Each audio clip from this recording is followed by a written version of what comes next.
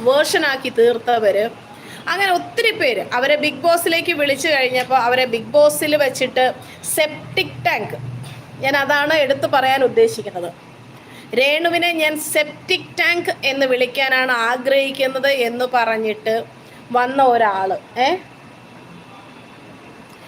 അത്രയും അതായത് ഒരു വലിയ സ്ക്രീനിൽ അത്രയും മനുഷ്യരുടെ മുമ്പിൽ അവരുടെ എല്ലാ അഭിമാനത്തെയും ഇല്ലാതെയാക്കി അവരെ സെൽഫ് കോൺഫിഡൻസ് ഇടിച്ചു കളയുന്ന ഒരു പരാമർശമാണ് ഞാൻ അവരെ സെപ്റ്റിക് ടാങ്ക് എന്ന് വിളിക്കുമെന്ന് പറയുന്നത്, അല്ലേ?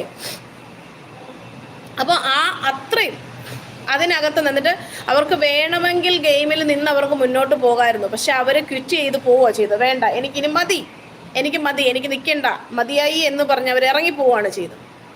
പക്ഷേ ഞാൻ കണ്ടിടത്തോളം ആ ബിഗ് ബോസിൽ വന്നതിൽ വെച്ചിട്ട് സെപ്റ്റിക് ടാങ്ക് എന്ന് വിളിച്ച ആൾക്ക്, ആരാണോ വിളിച്ചത് അയാളെ പിന്നീട് സോഷ്യൽ മീഡിയ ഫെയിമിലേക്ക് ധാരാളമായി നമ്മൾ കണ്ടിട്ടേയില്ല. പക്ഷെ ആരെയാണോ വിളിച്ചത് അയാൾ മാത്രമാണ് ആ ഫ്രെയിമിലുള്ളത്. അപ്പം അതെന്തുകൊണ്ടാണ്, നിങ്ങളത് ചിന്തിച്ചിട്ടുണ്ടോ?